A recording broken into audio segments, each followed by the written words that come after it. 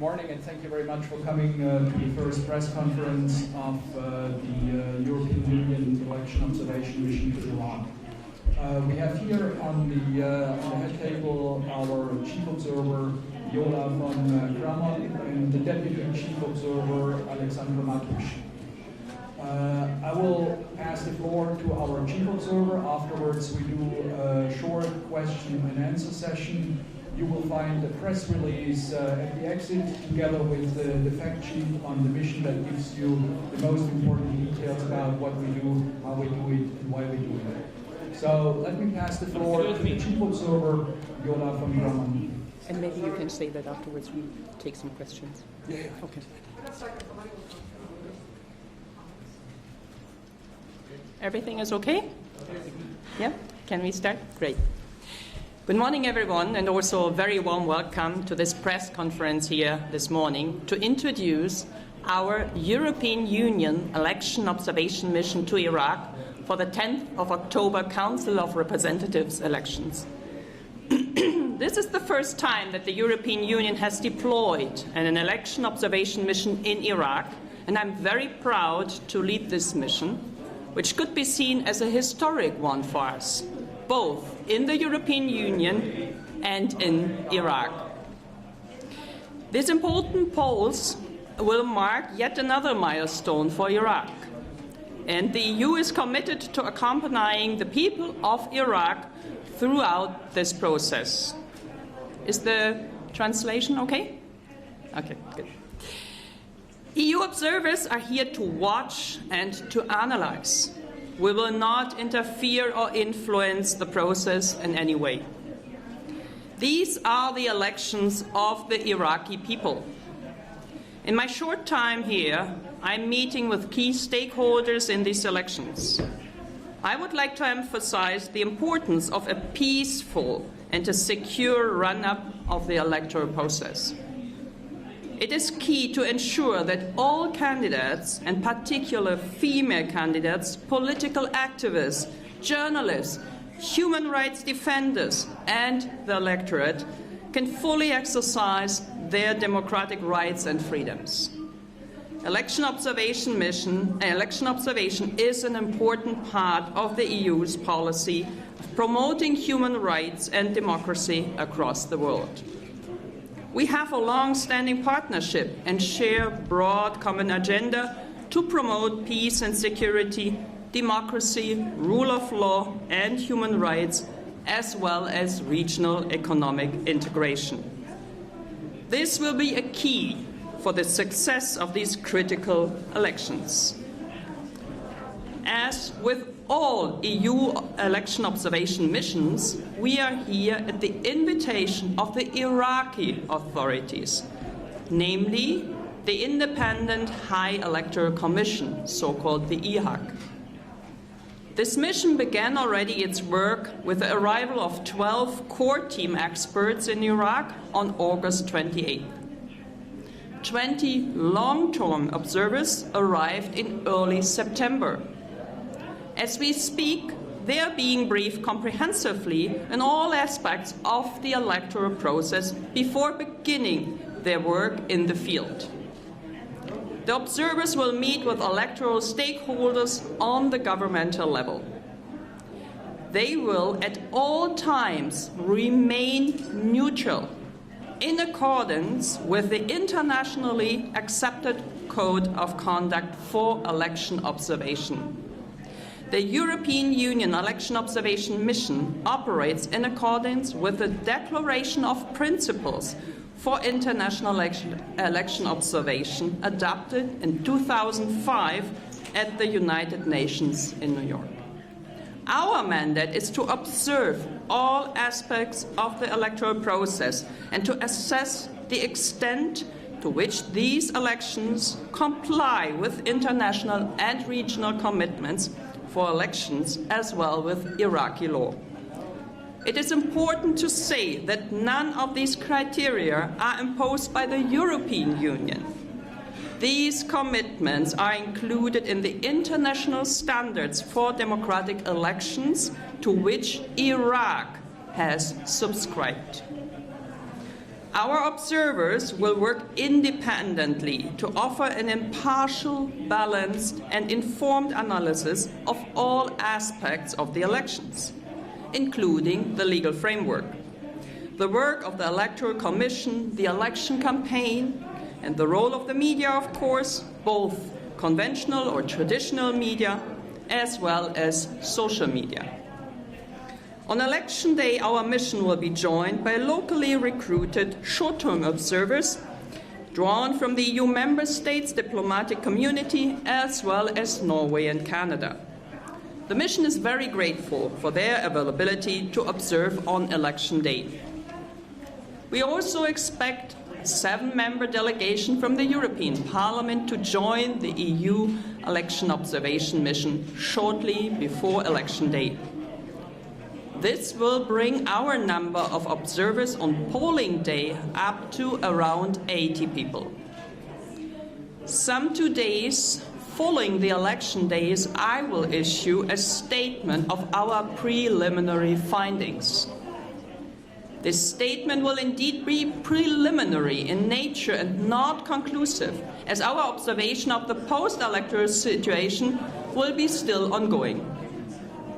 The mission will remain in the country several weeks after the elections to follow up on any and all post-electoral developments and any potential legal challenges. 2 months later, I will return to the country to present our final report, which will contain recommendations to the new parliament and other stakeholders for future elections in Iraq. The EU looks forward to working together with all Iraqis to further strengthen the country's democratic institutions. I trust that state authorities, political parties, and candidates will play their part in promoting a peaceful and credible process. I appeal also to all political parties and individual candidates to mobilize not only their own voters, but to the citizens in general, to generate a high turnout in these elections. I strongly encourage everyone to make sure this is a peaceful process.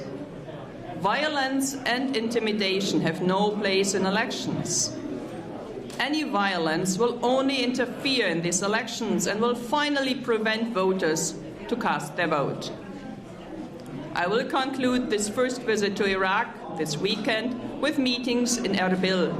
And in the interim, I look forward to meeting candidates and parties, civil society, the media, and many others. Thank you very much for your attention here. So we will be taking questions now. Please state your name and the media outlet you work for. We have the first question. You, the gentleman in the line checking.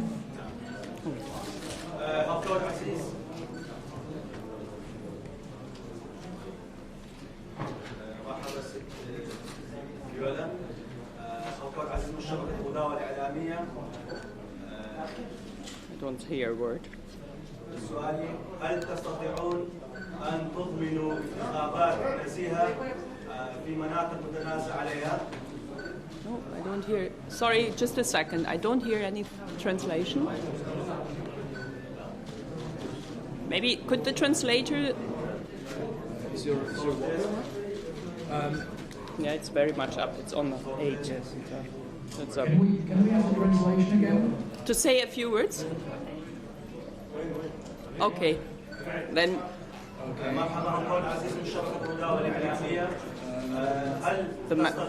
The microphone doesn't work. Just a minute. صوت تست. مرحبا أقول عزيز من شبكة الهدى والإعلامية. هل تستطيعون أن تضمنوا انتخابات نزيهة في مناطق متنازع عليها؟ Transparent.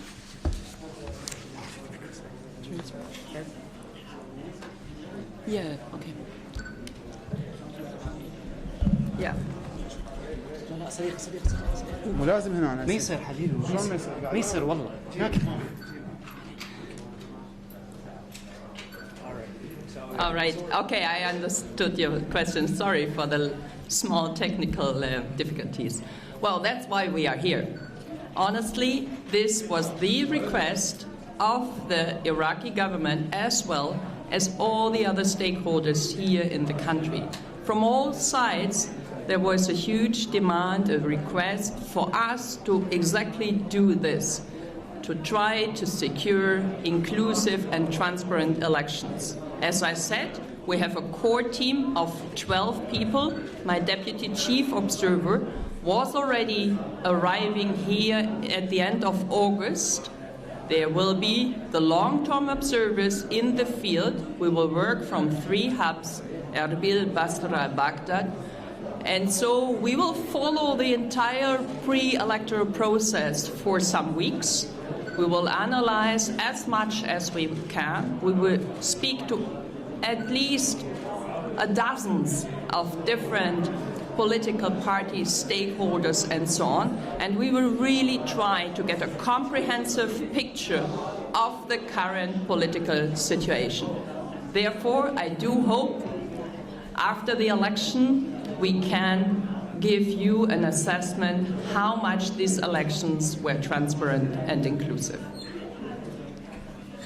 The gentleman right in front. وسام البنية وكالة الأنباء العراقية. يعني هل عدد اتحاد مراقبة الانتخابات الاتحاد الأوروبي هل عددهم كان في تغطية أو مراقبة جميع محافظات العراق أم عدد قليل جدا؟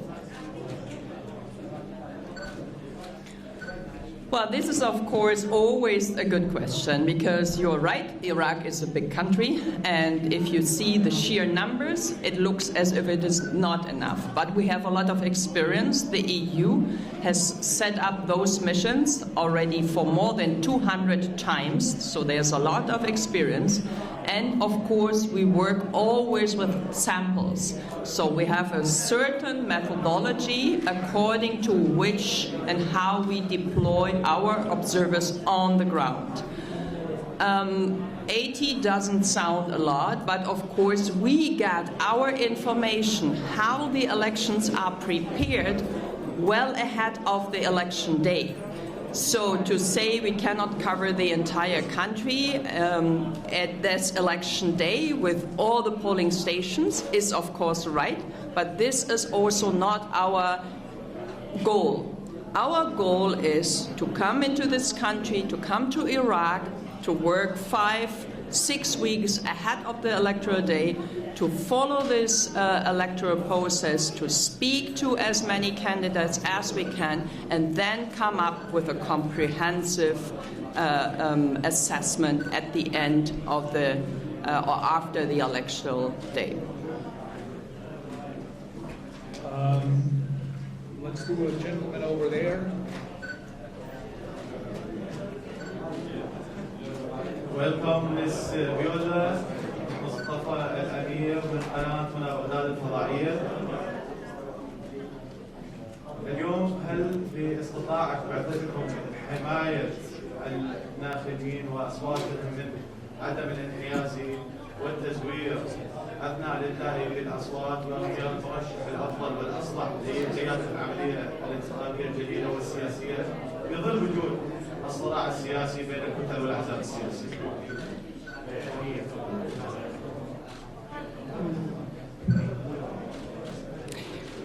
Thank you also for this question. Very good question and very valuable. But we are not a referee. It's not up to us to secure any votes.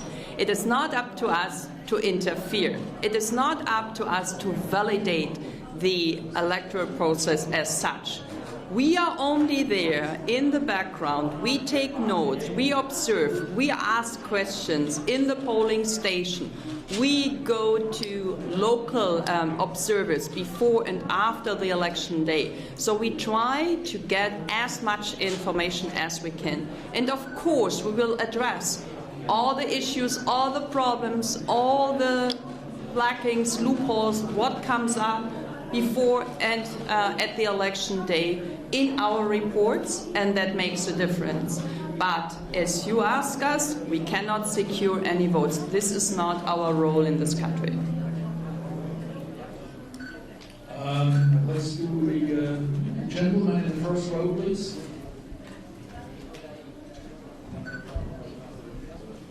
Good morning, Tony Gabriel from IFP. I had a question, a little follow-up. Regarding the sample and the 80 observers that you will have on the ground, the choice of polling stations, is it absolutely free to you, or you have a specific places where you would have to go because of like, even the security situation will make you like unable to access some specific places in some like neighborhoods, even in Baghdad. So I don't know how would that influence on your work. Well, I mean, you know the security situation in your country much better than anybody else here. So there is a daily assessment, and of course we are in close exchange with the Iraqi authorities, with different private, also with our experts, and from then on we will map which polling station we're going to visit. And I will not tell you now, because we do not know which this will be. And this is, of course, a randomly selected choice of polling stations. Whether this can, in the end, portray the entire country, we will see. And of course, you're right, it is also up to the security situation. But the goal and the aim is to cover as many regions, many provinces as we can. We have a gentleman here in the middle. بيستون سلام من فضائية كورسات نيوز. هناك تخوف كثير في تلاعب في نتائج الانتخابات. ما هي موقفكم في حال تلاعب في نتائج الانتخابات؟ What was it? The results? I mean, we have experience, as I said. We have set up more than 200 election observation missions in 75 countries. So in that respect, I think that the case of Iraq is not unique. So these challenges with the tabulation, with the calculation after or during the election day is also not new for us. But as I said, we cannot interfere. We will not interfere. We will only look, observe, and document everything we can see, we can hear. We will be addressed from different interlocutors, from different experts. So I cannot say how much fraud there might happen. I cannot say who is interested in creating this. But it is not up to us at that moment to do any speculation on this level or on these activities. So we will be neutral, impartial, and will do our job at that time when this might come up. Next question, please. حيدر البدري قناة يوتيوب. السؤال هو هل انه الفرق التفتيش وفرق المراقبه التابعه للاتحاد الاوروبي في يوم الاقتراع هل محدده مسبقا انها مراكز الاقتراع ام انه سيكون الاختيار عشوائي؟ هنالك مناطق صراحه نتمنى تواجد فرق المراقبه فيها. والسؤال الثاني هل سيكون مراقبه هذه الفرق لآليات الاقتراع كيفيه التصويت فقط اما بعدها ايضا عمليات العد والفرز واعلان النتائج؟ It is important to understand that the conflict areas might be visited before and not just on the election day. As I said, we will not have the full coverage during the election day, but we will make sure that all the challenges and all the potential issues will show up in our report, in our preliminary findings.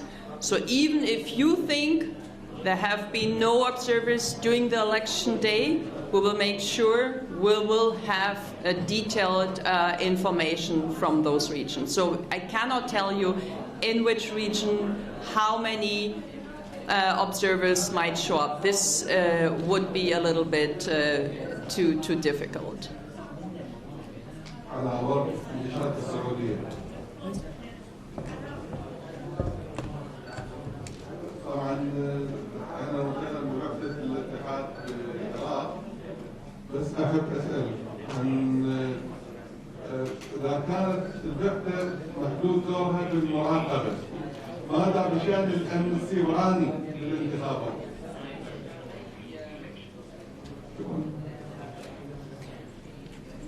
Well, I mean, everything which comes up during the electoral process, also this is not new. I mean, cyber attacks, unfortunately, in democratic elections happen, unfortunately, almost everywhere. So I think we took note of this. Our political experts are very well of this danger or the risk of cyber attacks as well. We know from former elections that this was happening. So yes, of course, we will also have a very close look and follow the situation in the internet, in the digital sphere as well. Sure. شكرا سيدة فيولا. هناك عزوف من قبل صلاح بامر من كردستان تي في. هناك عزوف من قبل المواطنين للانتخابات لأنهم غير مؤمنين بنزاهة الانتخابات. فما هي الآلية التي تتخذونها لإقناع المواطنين بالتوجه إلى صناديق الاقتراع؟ Well, thank you for your question, because this is actually the crucial question. All the voters who still have doubts and might not go and take part in the elections will only make it more, let's say, difficult for Iraq becoming a real democratic country. Of course, everything which helps to represent their political will in the parliament later is a big step forward. I know it is sometimes difficult to understand. I'm a politician myself. For voters, why should we go? If we don't go, it doesn't make a difference, but I can tell you it makes a difference. If you have 20% turnout or if you have 80% turnout, this is a different electorate. These are different people taking the opportunity, go and vote for different candidates. And so high mobilization, high voters turnout would make a difference in terms of the political future of this country. So I cannot say how we all can mobilize the voters to have the trust, to have the confidence in the integrity. But this is one reason why we are here. I would like to enforce each and every voter, each and every citizen, think twice before you stay at home. Rather go and make a good choice for this country. السلام عليكم ورحمة الله وبركاته. ما هو معياركم لنجاح الانتخابات؟ هل هو نسبة المشاركة؟ أولا، وثانيا ما هو معياركم في الأشخاص المساعدين لحضراتكم في مراقبة الانتخابات؟ Well, we do not assist. I mean, our role is different from the role of the mandate of the United Nations. We are not assisting anyone. We are just observing. We are just looking, as I said, we are not helping anyone. We are not taking sides. We are not giving advice. So we are not the one assisting anyone. And what are the criteria? I mean, the criteria, the report in the end is pretty thick. So there are different criteria, access to media, of course also voters turnout. Was there intimidation against voters, against candidates, against any particular parties? How is the party financing being ruled? Was there transparency regarding the party financing and so on? So we have a long list of criteria. I cannot even just name them all, but it's not just one issue, it's not just one topic, it's not just voters' participation or voters' turnout, but this would be an important one for these elections here in Iraq.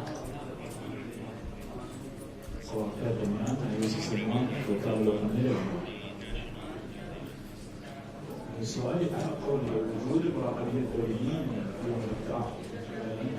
انت قلت انه سيكون عشوائي، لكن هذا العشوائي ليس بدون اختيار، يعني الاختيار وفكره الاتحاد الاوروبي بمراكز معينه تكون هي من تختار من المفوضيه، هي من تحدد المراكز التي يتواجد فيها المراقبين الدوليين.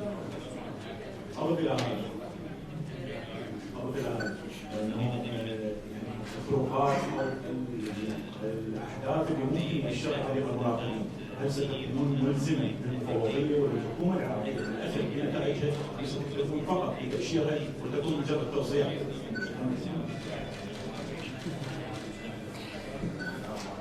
Well, two things. Nobody will tell us which polling station we will show up and observe. So this is absolutely independently, randomly picked by our observers and by our experts. So nobody will interfere in this process, of course not. And secondly, it would be wonderful if your lovely government would take all our recommendations on board. But from my experience as a long-term observer, as a parliamentarian observer, as a chief observer, it is very unlikely, but we will see. The better and the more recommendations the new government will take on board, the better this country would probably make the next step towards democratization of institutions, improving of elections, and all those activities. So yes, of course, we will visit the government with our recommendations. We will hand over to all the political parties our report. We will have an exchange of views, why we think these recommendations will be crucial and important. But in the end, it is not our mandate to enforce anybody and to execute anything. This will be up to the elected members of the parliament and the respective government. Good morning. Sofia Patayani, freelance journalist. You spoke about encouraging Iraqis to not stay home, to go to the polling stations. And I'm wondering, what about people who are unable to access, for example, people with disabilities? There was, I'm sure you've read the Human Rights Watch report that came out last night about this. And there's a lot of concern that polling stations just don't have the right kind of access for people with disabilities. I wonder if this is something that you're tackling. Can you take this? And whether, second question, whether it would it be more useful to this report that will come out post-elections? Would it be more useful to have something similar pre-elections to sort of show what kind of path would be right to take for the elections rather than post-election? Well, let me take your second question first, because the question of disability and accessibility, I would rather leave to my deputy. No, we are not allowed to give any, let's say, recommendations which path to choose. This would be too much seen as an interference. This is not common for any election observation. From the former election observation missions, there have been a couple of recommendations. Some have been taken on board, some partly, some were neglected or ignored, but this is also not unusual. But we are in, not we as an observers, but of course our EU delegation, different other advisors are in exchange with the authorities to try to improve the process constantly. But we as observer cannot publish any preliminary recommendations that would be seen as an interference, I guess. And on the issue of persons with disabilities, it's part of our mandate also to look into the participation of people with disabilities. So we'll definitely look into this area. We'll meet the representatives of the persons with disabilities. Our observers on the ground will look what conditions are there for persons with disabilities to participate in the electoral process, not only on election day. That includes also voter registration, participation on campaign events, etc. But as Viola has already mentioned, we are not here to provide any solutions to these elections. We observe, we take note of all the barriers which are in place, we make an assessment, and if there's a need, we'll make a recommendation how in the future elections, what can be done by the Iraqi authorities to facilitate or make the participation of persons with disabilities much easier in the next elections. So we have the last question on this side, please. صباح الخير، معكم حيدر الشيخ وراسي وقاية شباب الناس. هناك تخوف من السلاح المنفلت، حتى يؤثر السلاح المنفلت على مراكز الاقتراع ويدعم عن نتائج الانتخابات، ويقلب العملية السياسية على اعلان نتائج الانتخابات. ما هو دور الاتحاد الاوروبي؟ وشكرا.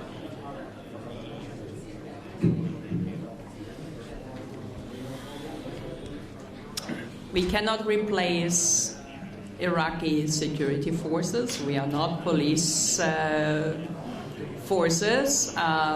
For us, it is just possible to call on each and everyone to do their job. That means for the security forces here in the country to make sure that everyone is safe, also on the election day.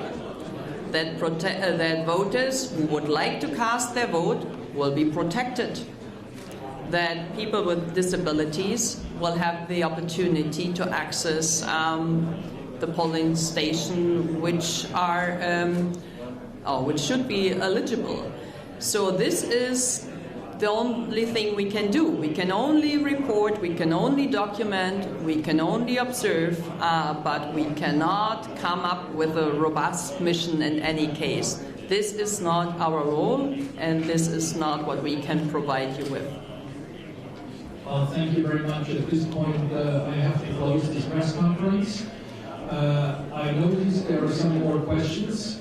You are almost always welcome to contact the press office directly. You will find also my contact information on the fact sheet that is together with the press conference, with the press release available outside.